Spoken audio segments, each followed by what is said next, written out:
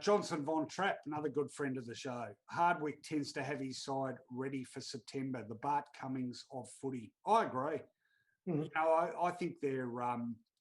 In fact, I was going to say they remind me a bit of Brisbane, who were like that as well. But in fact, Brisbane, whilst Brisbane never finished on top of the ladder, as Richmond haven't during this premiership run.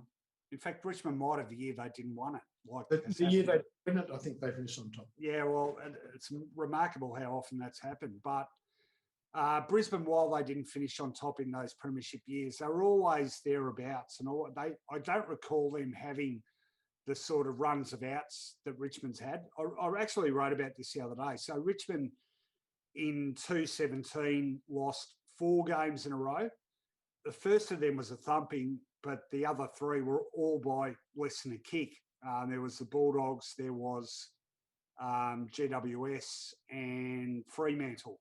David Mundy kicked that goal after the siren. So, you know, they weren't far out of form. I think they might have lost 2 or 3 out of 4 again early on in 2000. In fact, 2019, our sort of lasting image of 2019 is Richmond being dominant because of how easily they won that grand final.